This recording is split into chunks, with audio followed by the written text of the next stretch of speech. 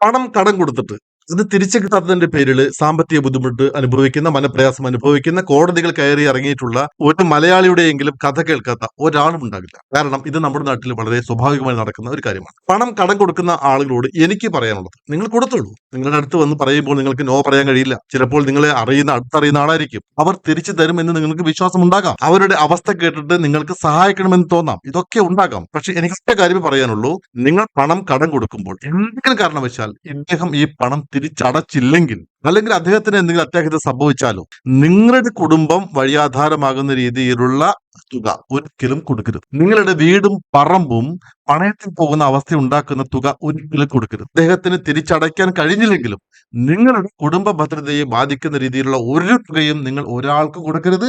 പലപ്പോഴും ഈ കൊടുത്ത പണം നിങ്ങൾക്ക് സമയത്ത് തിരിച്ചു കിട്ടാറില്ല. ഇത് സമയത്ത് തിരിച്ചു കിട്ടാതെ വരുമ്പോൾ, നിങ്ങൾക്കൊരാവശ്യം വരുമ്പോൾ അങ്ങോട്ട് ചോദിക്കാൻ ചെന്നാൽ പല ആളുകളും വളരെ ശത്രുതാപരമായ നിലപാടാണ് സ്വീകരിക്കുന്നത്. നിങ്ങളെന്തോ അവരെ മോശക്കാരാക്കുന്ന രീതിയിലാണ് പിന്നീട് അവർ നിങ്ങളോട് സംസാരിക്കുക.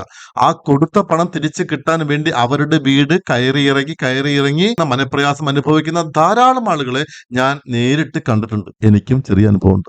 നിങ്ങളുടെ കയ്യിൽ പൈസ ഇല്ലെങ്കിൽ വളരെ സ്നേഹപൂർവ്വം നോ, ഇല്ല എന്ന് പറയുവാനുള്ള തന്റെ ഇടവും മിടുക്കും നിങ്ങൾക്ക് ഉണ്ടാകണം. സൂക്ഷിച്ചാൽ കേട്ടല്ലോ.